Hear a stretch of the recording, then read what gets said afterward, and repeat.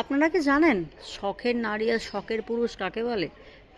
না জানলে আমি বোঝাচ্ছি, আমি বলছি। আমার আমার ডিকশনারিতে বা আমার থিওরিতে শখের পুরুষ শখের নারী কাকে বলে।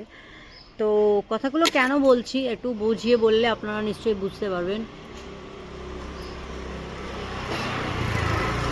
বিয়ের আগে আমি কোনো দিন দোকান তো কসমিন দূর, কোনো দিন একটা কিছু কিনতে যাইনি, আর যা দরকার পড়তো বাবা সব নিয়ে আসতো। সো বিয়ের পর মুম্বাই এলাম, মুম্বাই আসার পর আমার বর আমাকে সমস্তটা ছেড়ে দিল, সমস্তটা। ঠিক আছে, ছেড়ে দিল তো আছি, করছি, সেটা সব মেয়েরাই করে, তার জন্য নতুন কিছু না। ঘর সামলানো, বাচ্চা সামলানো, সংসারের কাজ করা, হ্যাঁ, বাচ্চাকে স্কুলে ছাড়া, টিউশন দিয়ে আসা, এগুলো জাস্ট নিত্যদিনের, এগুলো নিয়ে আমি কিছু বলতে যাই না। জাস্ট ফরগেট ইট, এটা সবাই করে। বাট তাও যারা হাউস ওয়াইফ 24 আওয়ার্স সার্ভিস দেয় বাড়িতে, তারপরেও তাদের কোনো নাম নেই। হ্যাঁ, সেটা কেউই করে না, সেটা আমার মা ঠাকুমার আমল থেকেই হয়ে আসছে।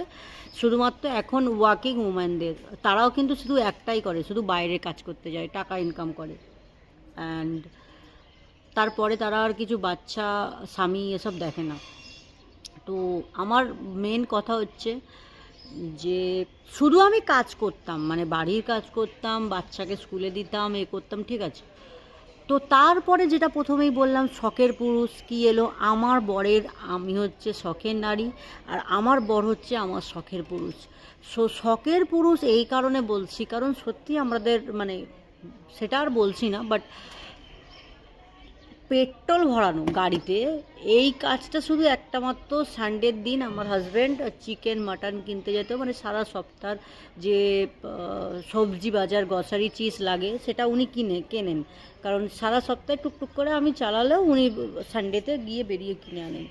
সো এখন থেকে উনি ওই কাজের দায়িত্বটাও আমার ওপর দিয়ে দিয়েছে। সানডেতে ওনারও বেরোতে ইচ্ছা করে না। তো আমার বলার কর্তব্য, যারা ওয়ার্কিং উম্যান হোক বা ম্যান হোক, যারা বাইরে কাজ করতে যায়, তাদের একটা দিন তো হাতে থাকে সানডে। বাট যারা হাউস ওয়াইফ, ঘরে কাজ করে, তাদের কোন দিনটা ছুটি, জাস্ট যারা থাকলে আমাকে একটু কমেন্টে জানাবেন।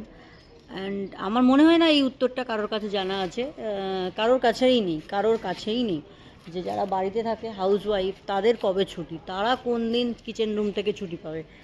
সো শখের পুরুষ এই কারণেই বললাম, আমার বর আস্তে আস্তে সমস্ত তার দায়িত্ব কর্তব্য, মানে তার ওপর যেগুলো বর্তাতো, সমস্তটা আস্তে আস্তে আমার ওপরেই চাপিয়ে দিচ্ছে। আর আমি হাসি হাসি খুশি খুশি মনে আমার বরের থেকে, কারণ অতি ভালোবাসা, শখের পুরুষ যা হলে তাই হয়, নিয়ে নিচ্ছি সব কিছুটা, এইভাবেই নিতে